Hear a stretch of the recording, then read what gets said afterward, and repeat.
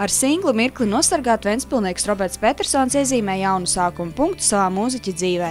Visas ģitāras partijas dziesmā ierakstījis pats Roberts, bungas iespēlējis bundzinieks no Ventspils Sanijs Bondars un ierakstā piedalās arī Krišjānis Gaidāns. Savukārt dziesmas apstrāde uzticēta liepainiekam Egīlam Mežam. Tas arī man kā tāds jauns posms arī kā mūziķa karjerā, jo es domāju, ka turpmāk es tikai savējās dziesmas rakstīšu un es domāju, ka man arī sanāk un arī, kad cilvēkiem patīk. Par ko ir tā? Par ko dziesma ir? Tas ir kā nosaukums vēstu Mirkli nosargāt, jo mirklis ir tas, kas ir, man liekas, tāds visnozīmīgākais, kas mums ir. Tas ir, man liekas, jāciena un arī jāglabā kaut kur, kur tas patiešām saglabāsies, jo tie mirkļi ir tas, kas, man liekas, mums patiešām pēdējais paliks.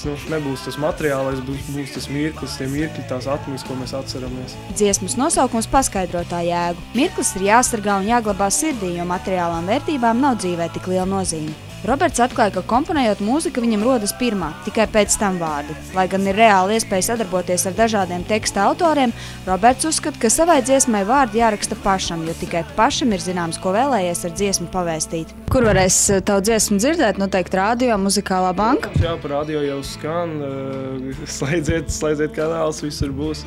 Arī, protams, draugos var, arī YouTube'ā var noskatīties un arī tagad Muzikālajā bankā tikko viņi ir ielikt iekšā, tā kā viss ir. Pirmo reizi, kad es dzirdēju radio savu dziesmu, es tagad mācos ar mašīnu braukt un tieši braucu pēc stūras un dzirdēju savu dziesmu, uzgriežu uz skaļāko, jā.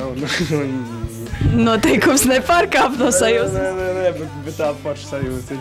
Lai gan Roberts Petersons ir 17 gadus jauns, mūziķa kontā ir jau bagāta skatuves pieredze, nenovērtējama sadarbība ar dažādiem Latvijā pazīstamiem producentiem un mūziķiem, un jaunietis kāpjas uz skatuvēm gan tepat Latvijā, gan ārvalstīs.